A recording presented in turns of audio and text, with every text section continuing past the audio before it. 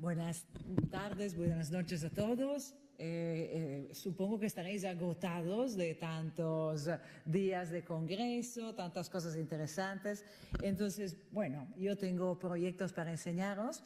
Intentamos ser un poco, digamos, ágiles en esta serie de imágenes que os he puesto aquí. Nosotros somos arquitectos en Barcelona, tenemos un despacho también en Shanghái y ahora estamos trabajando un poco en el mundo, en muchos lugares. Entonces, he pensado traeros un poco de experiencias de las que estamos viendo y experimentando en el mundo, en varios lugares, llevando los proyectos que nos llevan allí, ¿no?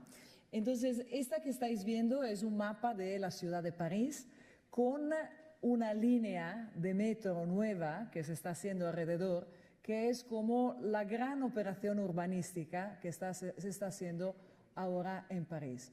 Y esas son todas estaciones, digamos, alrededor del centro de la ciudad, muy alrededor, y ha habido una serie de concursos para hacer estaciones icónicas, estaciones como que se reconozcan, digamos, ¿no? Y nosotros hicimos un concurso y ganamos la estación aquí en Clichy-Montfermeil, que está por debajo del aeropuerto de Charles de Gaulle, está cerca de una gran foresta, de un gran bosque que se llama Forêt de Bondy. Y bueno, Clichy tiene como una historia importante, ¿no? Esto es como un poco mirando mapas de otro tipo.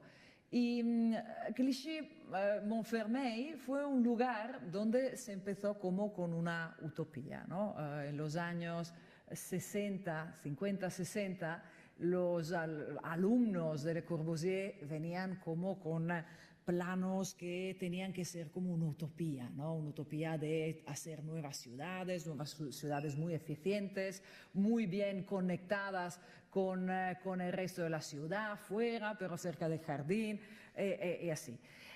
Lo que pasó fue que las infraestructuras no se hicieron, de verdad. Todo este lugar de ciudad se quedó como muy alejado del resto de la ciudad de París.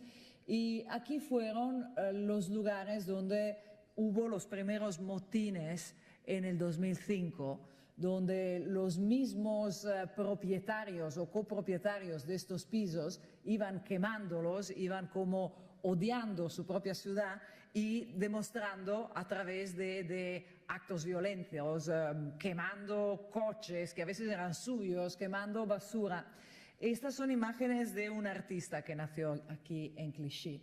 Y se entiende muy bien por qué después el Ayuntamiento de París y de Gran París han decidido ponerse juntos con esta gran infraestructura que tiene que cambiar no solo, digamos, el hecho de que hay un transporte más fácil, más rápido, pero realmente hacer que este nuevo flujo, como un flujo nuevo de sangre que entra en la ciudad, lleve una vida nueva, una regeneración en estos lugares alrededor de la estación. Entonces nosotros hicimos un concurso y lo ganamos. Y nuestra idea era realmente al principio ya como empezar la regeneración mirando a lo que había alrededor de la estación, alrededor de la futura estación. Un bosque maravilloso y un antiguo acueducto que pasaba por aquí y que ahora se queda como enterrado, pero por encima del acueducto hay un paseo muy bonito que se llama l'aqueduc Duc de la Duise. También había como un movimiento, ¿no? Este artista que se llama Géard, ahora es como muy conocido en el mundo, está haciendo acciones en lugares periféricos del mundo, en las favelas, en el mismo Clichy. Aquí empezó como fotografiando los habitantes del lugar, pensando que los habitantes eran como sufrían por el hecho de ser como invisibles, personas que no participaban, no tenían como una participación en la sociedad. Y entonces empezó a poner los gigantes en las fachadas de otros lugares de París y hacer que estos personajes invisibles se hicieran como protagonistas por una vez. Y bueno, todo esto era como parte de nuestro paisaje cuando tuvimos que pensar qué hacer para el futuro de la estación de Clichy-Montfermeil para poder regenerar Clichy-Montfermeil. Estas son otras acciones de otros artistas urbanos, esto de llevar caras a ser gigantes y a mirarte, ¿no? Desde un protagonismo como ganado desde la periferia, desde la invisibilidad. Entonces, al principio presentamos ideas como de hacer paisajes con esas caras como gigantes que pudieran como entrar en una nueva plaza y alrededor de estas caras hacer nacer como los elementos de la estación que pero fueran como elementos que entraran en el paisaje, ¿no? Elementos que fueran capaces de cambiar el paisaje. Nos interesaba mucho mirar cómo eran los que habitaban aquí. Aquí es París, pero realmente el 80% de la gente que vive por aquí viene de África o de otros lugares, tiene otra cultura, también otra cultura estética, y con los tejidos, los vestidos que veíamos que la gente amaba por allí, empezamos a pensar de hacer nuestra arquitectura que tenía que invadir el espacio urbano alrededor de la estación, ¿no? Como unas pérgolas que fueran capaces de habitar el espacio y en el mismo tiempo de indicar que algo pasaba por aquí, que había una estación y que habría como un nuevo movimiento por aquí. Amamos mucho el tema de hacer algo tejido, nos gustaría ser capaces de hacer una arquitectura tejida y hemos hecho pruebas en el pasado y aquí tuvimos como este alarde de intentar hacer una arquitectura bastante tejida en un espacio público, como para parecerse un poco más al tipo de vida que lleva la gente que vive en estos lugares de las afueras de París. Entonces estos fueron los primeros croquis que hicimos y también imaginamos que si tienes que hacer una excavación, como mínimo cuando estás dentro de la estación, por debajo, como 15 metros por debajo de tierra, tienes que tener la sensación no de estar en un lugar oscuro, en un lugar que te hace sentir inseguro, pero al revés, ¿no? De estar en un lugar que es casi como una sala maravillosa, que te hace amar ese espacio que estás viviendo por necesidad, por la necesidad de moverse, y que te transforma todo esto en una salle de bal. Ahora nos divertimos porque cuando hacemos las revisiones, esta sala, la gente que trabaja con nosotros dice la salle de bal, la sala de baile, ¿no? Realmente como un lugar tan bonito, con luz natural que viene de la plaza de arriba y que tiene toda estas paredes alrededor que tienen como este recuerdo de lo que más gusta a la gente del lugar, con tejidos étnicos, con colores diferentes, con un mundo como que no tiene solo que ver con Francia y con su cultura, pero también con culturas que vienen de otros países. Y aquí la gente se encuentra y tiene como la posibilidad de mirarse y de verse mientras sube y baja para ir y volver de los trenes del metro. Esos son como más, digamos, nuestro trabajo interno en el estudio de arquitectura, porque cuando decimos que hacemos una arquitectura textil, realmente todavía no lo hemos hecho, realmente es algo como muy experimental. Ahora en París, especialmente para un espacio público, se necesita homologar para espacios públicos todos los tipos de materiales que se utilizan y estamos con estos temas, con universidades alemanas, para encontrar el tipo de tejido que puede ir en un espacio público, puede ser antivandálico y ignífugo, lógicamente, y también estudiar con los estructuristas unas estructuras que sean suficientemente ligeras para parecer realmente como una pequeña sombrilla por encima de la cabeza de la gente que llegará por aquí. Esos son un poco nuestros estudios de maquetas. Y bueno, esto tiene que saber regenerar un mundo muy complicado que no podemos negar, al revés, pero que intentamos como transformar, un poco como en esta obra de Gear, esta fantástica bailarina es capaz de transformar en muy leve una situación industrial como mucho más dura, ¿no? Y esas son las obras de Gear con que estamos trabajando en este momento, colaborando. Esto es un poco el mundo de la experimentación. Este es el material que ahora estamos considerando, estamos experimentando maneras de tejer. Estas son otras pruebas que habíamos hecho para sustituir unos paneles que ya habíamos hecho en el pasado, que eran paneles tejidos, pero eran realmente paneles tejidos de un material natural. Este es el pabellón de España que construimos en Shanghái, en la Expo, en el 2010. Y esto fue para nosotros realmente un paso para entrar en una arquitectura que estaba casi tejida con las manos. Esto nos interesaba, nos gustaba muchísimo. Aparte hay como la presencia de la mano en la arquitectura, pero también la levedad de un tejido hecho como en escala pequeña que entra a ser en una escala muy grande. Entonces, el resultado es casi como estar en un espacio arquitectónico construido que parece un espacio natural, ¿no? Un espacio con una sombra casi como cuando estás por debajo de los árboles. Bueno, en Nápoles, que es una ciudad fantástica en el sur de Italia, complicadísima también, estamos con un proyecto de estación de metro parecidos como concepto a la estación que estamos haciendo en Clichy-Montfermeil. Serán diferentes los materiales, es diferente la situación, es un trozo de ciudad complicado porque es una ciudad como muy artificial, estamos como en el downtown de Nápoles. Y nuestra idea era como a través del tren que llegará por aquí, llevar como esta topografía tectónica de la ciudad de Nápoles, que es una ciudad volcánica, y llevar algo como una burbuja volcánica en este lugar que, como veis, es artificial y muy feo.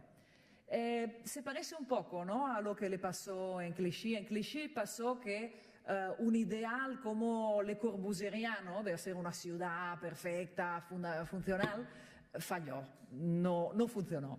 En Nápoles lo mismo. Aquí es un proyecto de Kenzo Tange, o sea, un arquitecto buenísimo, que aquí se imaginó un lugar muy abstracto, muy funcional para poner el centro direccional de la ciudad de Nápoles. Y nunca funcionó, porque era tan diferente del resto de la ciudad que no gustó. Entonces, con la estación hay otra vez el deseo de hacer una regeneración de un espacio que realmente durante más de 30 años no ha funcionado, y pensar que el flujo que llega de la estación sirva a hacer reconocible este lugar y también a darle como una linfa nueva, ¿no? un nuevo movimiento.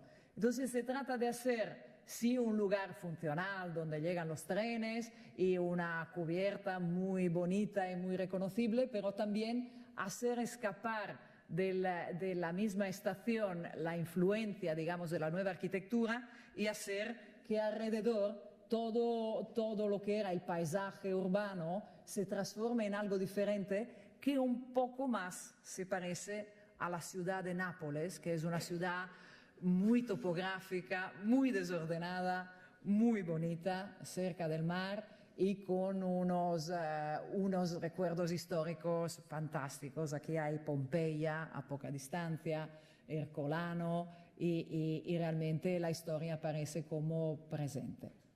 Entonces, son dos experimentos, las ciudades son muy diferentes. Aquí veis cómo, digamos, se rompe el zócalo que ahora existe en la ciudad de Nápoles y que impide realmente llegar del nivel de la ciudad al nivel del centro direccional. Lo rompemos y intentamos que llegar a la estación sea algo fluido, fácil, y el mismo agujero de la estación sea como una plaza rebajada, que no se note que sea un agujero, ¿no? Que sea realmente algo como un movimiento topográfico bonito como en el resto de la ciudad de Nápoles. Entonces, esto yo creo que son dos proyectos muy bonitos en relación a la transformación que viene del movimiento, ¿no? Viene de la infraestructura que lleva gente, lleva flujos diferentes y cómo se puede recoger a través de la arquitectura este flujo de gente. En Hamburgo tenemos un proyecto que también es una transformación muy bonita y muy necesaria de un lugar que era el antiguo puerto. El puerto de Hamburgo me parece que es el segundo más grande de Europa, el segundo después de Rotterdam, que Rotterdam de todos modos fue construido por alemanes, y es un puerto enorme que nació por aquí, ¿no? Por aquí, poco a poco se expandió por aquí y ahora todo esto y más de lo que hay en la foto, es el verdadero puerto de Hamburgo, donde se mueven containers, grandes naves, un transporte continuo y además se mueven con poquísima gente. Entonces se entiende que era necesario para la ciudad que esta parte que como industrial ya no servía para nada, se transformara de movimiento de barcos a movimiento de gente, ¿no? Entrar a ser parte como del ring más interior de la ciudad de Hamburgo. Bueno, esas son fotos históricas, yo creo que son muy bonitas. Yo siempre he estado como fascinada por Hamburgo y por su grandísima capacidad, ¿no? Esta era una foto quizá de hace un siglo y aquí hay más fotos de cómo era el puerto de Hamburgo con toda esta distesa de barcos en el agua cuando realmente el puerto funcionaba. Trenes, raíles, grandes puentes y sobre todo unas infraestructuras de una belleza increíble, ¿no? que revela el nivel de civilización y capacidad de construir que tenían en esta época en Alemania. Bueno, con los años esta parte del puerto pues se quedó un poco obsoleta y entonces esto fue el puerto que pusieron a concurso para cambiar como estructura. Esta ya es una foto donde hay una parte de la construcción de la ciudad en el puerto que se llama Hafen City, ciudad del puerto en alemán, y aquí ya se empiezan a ver algunas de las intervenciones nuestras que han sido como prácticamente en todo el espacio público transformar lo que era un puerto que solo servía para que entrara un barco, digamos, tenía un tamaño de barco, transformarlo en un lugar para la gente, donde la gente puede caminar, entretenerse, divertirse, encontrar cosas diferentes como plataformas flotantes, como unas terrazas que llegan muy cerca del agua, como unos jardines con verde y hacer que la gente realmente aquí se entretenga y se encuentre a gusto, ¿no? Pensando que esto no es algo diseñado para la industria, para los barcos, pero está dedicado a la gente. Esta es la grande construcción que construyeron en la punta de este puerto, quizá la conocéis, es una de las construcciones más caras y bonitas de Herzog de Memron, es la Elbphilharmonie. Elbe es el río que pasa por aquí. Y bueno, nosotros estamos, digamos, haciendo un trabajo mucho más humilde de redibujar todo el espacio público alrededor de los nuevos edificios, que son más bien edificios de otros arquitectos. Algunos son nuestros, pero la mayoría son de otros. Y esta era un poco la idea, ¿no? La idea nuestra era decir, rompemos este tamaño, estas líneas que sirven más bien para los barcos y hacemos que el flujo de la gente dé la forma a la nueva Hafen City, ¿no? A la nueva ciudad del puerto. Y un poco vuelve a pasar lo que pasaba cuando el puerto funcionaba. Habían barcos y entonces por encima de los barcos se podía caminar aunque por debajo había agua, ¿no? Entonces el límite entre agua y tierra no era tan definido. Y nosotros hemos intentado hacer lo mismo, llevar la gente cerca del agua, poner también pasarelas flotantes, de manera que el límite entre agua y tierra se va confundiendo y la gente puede llegar más cerca de esta agua. La ciudad, ya he explicado el amor que tengo por esta arquitectura tan bonita, de ladrillo, muy culta, que también la encuentras en la parte industrial, digamos. Estos son los edificios industriales. Y recuerdo también de la época en que todo esto era como muy pintoresco, porque era el lugar donde llegaban las mercancías de todo el mundo y que también ha hecho Hamburgo una ciudad como muy diferente, ¿no? Entonces, estas cosas las hemos intentado plasmar en los elementos que teníamos que construir nuevos, ¿no? Por ejemplo, estos nuevos muros en contra del agua, que tienen como toda esta vibración que seguramente ahora que ya no hay los barcos de carga y descarga, falta un poquito. Y poder llevar la gente lo más posible cerca del agua, una barandilla mínima y lugares donde la gente puede estar, puede relajarse, puede pasear. Esto además es un lugar que tiene para mí como un significado especial. Este era un lugar destruido por las bombas durante los bombardeos de la última guerra mundial. Era tan difícil y tan caro rehacer los muros del puerto que decidieron, bueno, dejarlos. Y cuando nos encontramos con el concurso, aquí todavía había unos muros rotos por las bombas. Y entonces aquí fue posible bajar, aprovechar el hecho de que los muros estaban rotos para acercarse al mar y poner tierra, poner un parque verde y poner árboles. Y cuando crecerán estos serán sauces, llorones, no sé cómo se dice, que realmente recuerdan un poco el tema de las bombas y el tema de la tristeza. Y además nos pasó de ganar el concurso el día de Santa Lucia, que es el 13 de diciembre. Y bueno, yo le fui muy agradecida a Santa Lucia, que es la protectora de los ojos, porque es la santa que habla de la luz. Y entonces este parque, que está por encima de las destrucciones de las bombas, es un poco también una dedicatoria a la luz y a Santa Lucia. Y bueno, la gente va, pero no lo sabe. Esto es, hasta ahora siempre lo he tenido secreto. Ahora empiezo a contarlo, porque ya se parece un poco a los ojos de Santa Lucia. Pero hay más lugares y es bonito ver cómo la gente se queda como muy relajada, ¿no? Y me acuerdo que cuando ganamos el concurso nos venían a decir, ay, pero estáis locos, vosotros sois de Barcelona, pero aquí hace un frío tremendo, ¿qué pensáis? ¿Que aquí en Hamburgo funcionará como en Barcelona?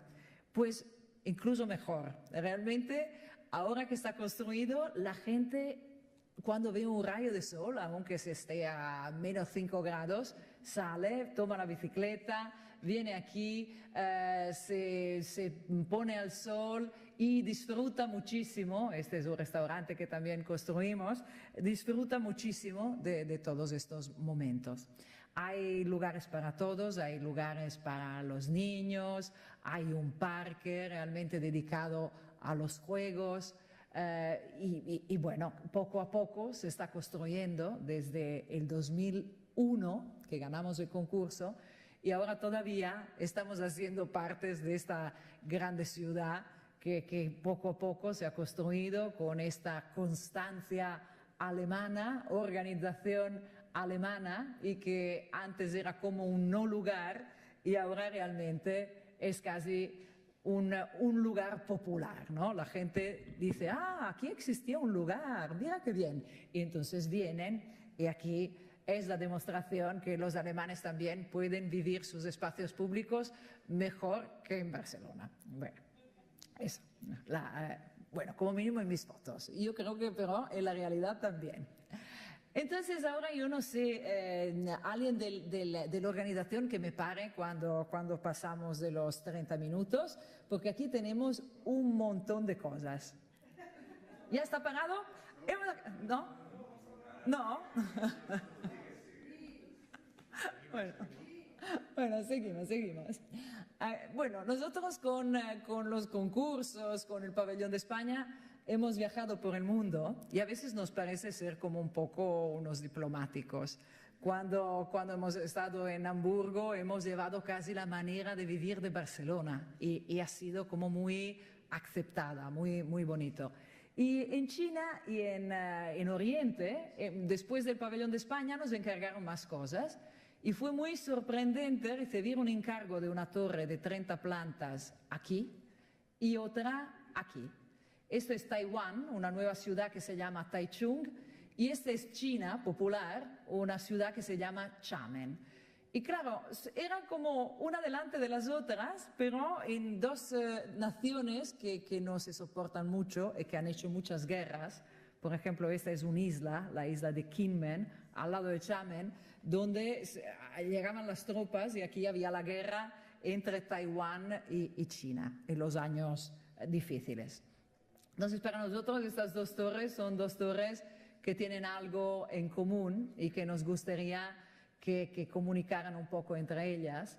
Y yo aquí, digamos, en relación al espacio urbano, quiero haceros ver que aunque sean torres, que normalmente son encargos donde hay una gran dificultad en tener una relación con el suelo, intentamos crear casi como raíces a los pies de la torre para que haya como movimiento de gente, un espacio público, una posibilidad de reconocer este lugar y de mejorar el espacio urbano, aunque sea a través de una torre privada.